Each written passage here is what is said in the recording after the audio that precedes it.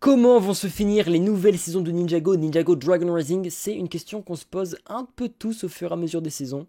Du dimanche au jeudi, 21h, 22h. Et non, pour l'instant, je suis en pause et ce jusqu'au 1er août 2025. Mais pas de panique, je continue de poster pendant tout le mois de juillet. Et il y aura même quelques lives exceptionnels IRL. Je suis en live Lego et Ninjago sur Twitch. Bon best of à vous. Et surtout, abonnez-vous et likez. Parce que vous êtes 93,4% à pas l'être. Car littéralement, personne s'abonne en fait. Et le petit Zerkan va nous y répondre en vidéo.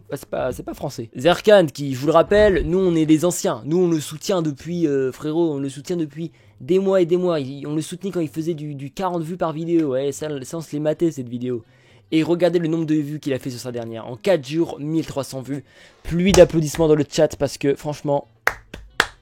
C'est mérité parce que enfin quoi, on a toujours eu des concepts de ouf et tout. Déjà ça avait commencé à monter avec cette miniature là. Et là il a fait une miniature qui a, je sais pas, pourtant la miniature est horrible hein. Moi, Arin est comme ça et Sora comme ça me font peur en version IA comme ça me fait peur. Mais franchement c'est mérité. Pourquoi personne n'applaudit dans le chat en fait, vous voulez les problèmes?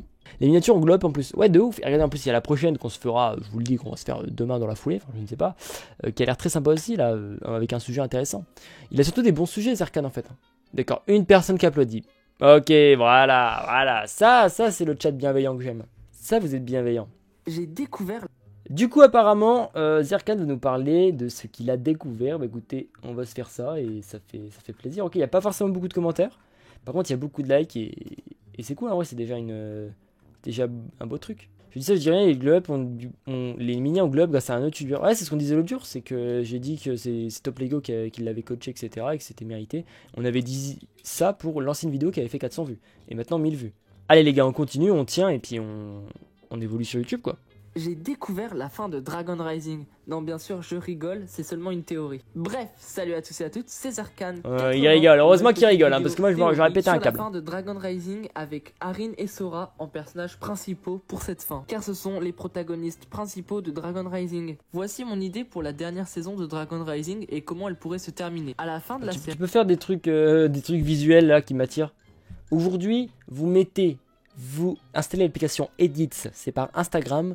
Il y a les sous-titres gratuits, ça fait des sous-titres comme sur CapCut en version gratuite, vous pouvez les mettre sur votre vidéo. C'est gratuit, ça prend 2 secondes et ça permet de faire un peu plus d'attention. Donc Zerkan, tu mets ça. Et tu nous mets des sous-titres là ou au milieu ou je sais pas. Mais en tout cas, quand il n'y a rien qui bouge comme ça, tu nous mets quelque chose. Quand il n'y a rien, tu nous mets quelque chose. Tous les proches des ninjas reviendraient pour les aider. Harumi aussi, et Skylar aussi, et plein de personnages. Le but du maître de Raz serait de défusionner tous les royaumes pour les conquérir un par un.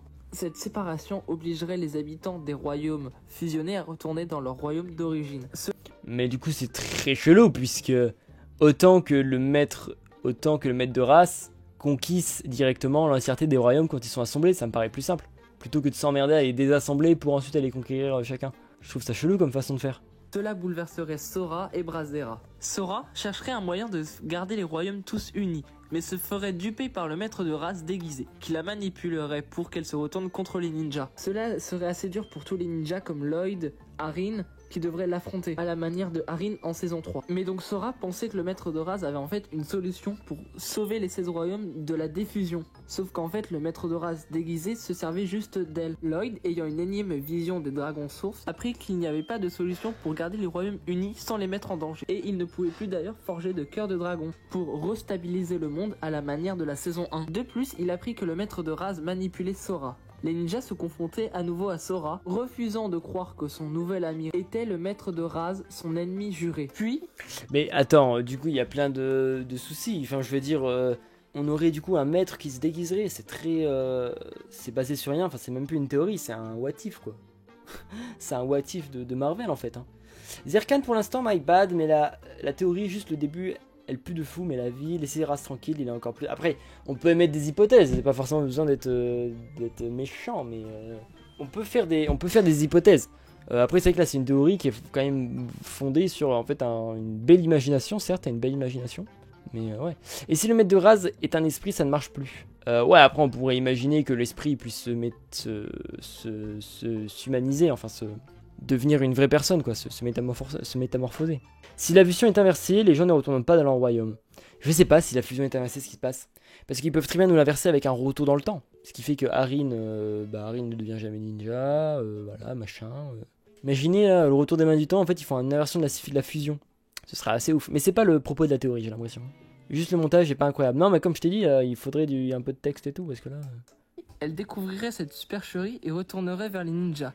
Elle s'excuserait et expliquerait la situation. Les dragons sources lui rappelaient d'une manière sage qu'elle devra retourner dans son royaume d'origine, et pour autant qu'elle n'est pas liée à vie à ce royaume. Pendant quelque temps, les ninjas enquêtaient sur comment battre le maître de race et trouver une solution. Sauf que c'était trop tard car la décision était déjà en cours. Les ninjas, possiblement dans leur dernier affrontement avec Sora et Brazera, avaient réussi à vaincre le maître de race. Mais pour autant, la diffusion était toujours en cours et sans possibilité de revenir en arrière. Après la victoire, donc les ninjas furent séparés dans leur royaume d'origine. Sauf Karin, essayant de retenir Sora, ne réussissa pas et elle fut téléportée dans le royaume d'Imperium. Ok, donc c'est un peu compliqué à suivre, notamment sans illustration et le fait qu'il enchaîne tout un peu. Mais ok, je vois l'idée. Après, là, on parle vraiment d'un truc qui n'est basé sur rien, quoi. On est vraiment, ouais, c'est une théorie très, très large, quoi. Bienvenue Soenito, merci de t'être follow à la chaîne. La fin de Dragon Rising, faudra que ce soit triste. Ah bah évidemment, la fin de Dragon Rising, je pense que ça va être triste. Hein.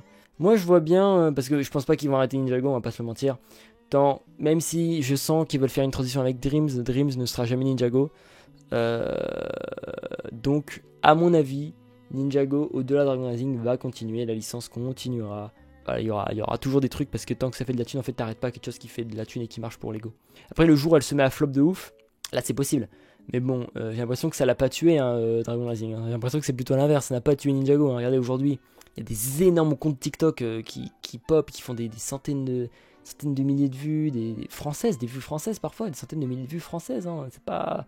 Et puis t'as aussi des gros comptes Insta, des chaînes YouTube comme Ninjago Academy qu'on a vu pop en 2-3 ans, alors qu'il y a 2-3 ans on se disait que c'était la fin de Ninjago. Je veux dire, Ninjago n'est pas à son prime, mais Ninjago est en train de connaître un prime avec ça, hein, avec Dragon Rising. Dreams, la série pourrait s'arrêter cette année, plein d'ensembles ont été annulés. Ouais, donc en plus ils ont misé sur le mauvais cheval, c'est-à-dire que c'est fini pour Dreams en fait, hein. C'est ça que t'es en train de dire. Alors que je suis sûr qu'un retour de Chima aurait fait un retour de Chima différent du Chima qu'on a connu, enfin que j'ai pas connu mais en tout cas que les fans ont connu. Peut-être que là ils auraient pu faire quelque chose. Au lieu de se lancer dans Dreams, dans des trucs qui n'ont pas de sens, dans des ensembles moches, où t'as l'impression que les designers ils étaient sous kétamine. Parce que aussi peut-être ils se sont dit ouais mais ça date et tout, ça date. Oui mais même si ça date, je veux dire il y a des trucs qui datent et que des jeunes découvrent mais ils kiffent. Et c'est pas parce que ça date, c'est parce que le truc est bien, le truc a été fait à l'époque et c'est bien, et c'est toujours bien aujourd'hui. C'est comme quand tu vas écouter une vieille musique des années 80. Ok c'est vieux, les vieux ils ne connaissent pas. Par contre tu peux tout autant kiffer qu'une musique qui est sortie actuellement. Voire plus pour les plus grands kiffeurs. Je sais pas si vous voyez ce que je veux dire. Mais pour moi, Lego aurait pu miser sur un retour de Chima. Et on pourrait en parler, on pourrait faire un sujet là-dessus, on pourrait faire un petit sujet. Parce que c'est intéressant aussi de se dire, Lego ont testé pas mal de séries, hein. Il y avait une série Ironside, il y avait une série vidéo je crois, il y avait un truc, hein. Maintenant Dreams, t'as eu plein de trucs, plein de mini-trucs, tu vois. Mais ça n'a jamais eu l'impact que la série Ninjago avait, quoi. De toute façon, ce que veut Lego, et ça me paraît évident, c'est recréer une série aussi forte que Ninjago, c'est-à-dire une série que les gens suivent et où tu as littéralement les produits, où c'est littéralement une pub de 20 minutes dans la série. C'est juste un business plan excellent parce que tu es là, tu as une série de ouf et en plus tu as les ensembles de ouf, tu as des ensembles dessus. Et il n'y a pas beaucoup de marques qui font ça, où c'est directement les ensembles qui apparaissent dans la série. Genre, généralement, les séries, c'est des trucs dérivés. Là, non. Tu as les produits dérivés entre guillemets de la série et tu as la série qui permet de puber ses produits. Nick the Knight, oui, Nick the Knight, exactement. Hero Factory, Yensan, ouais. Après, Hero Factory a eu son prime. Nick the Knight, ça a quand même duré 2-3 saisons, donc ça aussi marche. Bon, après, Dream, c'est pareil, j'ai envie de dire. Donc, s'ils arrivent à faire une série avec le même buzz que Ninjago, les mêmes ampleurs, j'ai peur qu'ils abandonnent Ninjago. C'est très possible. Bah, je pense que leur objectif, c'est déjà peut-être ce qu'ils voulaient atteindre avec la saison 16. Hein. Ils voulaient peut-être arrêter et puis passer à autre chose, mais pas forcément ce qu'ils ont réussi. En tout cas, passer à des nouveaux ninjas. Et peut-être que la finalité de Dragon Rising, c'est en fait de dire on arrête Ninjago, quoi. La fin de Ninjago. Et puis on voit que la fin de Ninjago, ça faisait peur aux gens parce qu'il y a eu la fin de la saison 16 où on avait vraiment l'impression que ça allait être la fin. J'ai fait des vidéos infos où je disais que c'était la fin. Et les vidéos infos, elles ont fait vraiment genre des dizaines de milliers de vues littéralement. Et on voit que les gens, au-delà de la sphère Ninjago, connaissent Ninjago au-delà de ça. Et ça veut dire que le public est là et que ce public ne sera pas là pour une future série qui dénote trop de Ninjago. Parce que Ninjago, t'as aussi un caractère très adulte, hein, on se rend pas compte, mais t'as des histoires quand même assez bien développées, etc. T'as un lore, je veux dire, c'est une série qui peut se regarder en étant gamin, mais qui peut aussi se regarder aussi avec un œil un peu plus adulte, comme beaucoup de séries d'animés. Comme beaucoup de séries d'animés et de dessins animés. Mais je veux dire, les dessins animés, que ça se regarde moins en étant adulte. Tu vas pas me dire que tu regardes Peppa Pig en étant adulte, quoi. Je suis pas sûr qu'il y a, s'il y a une suite et tout.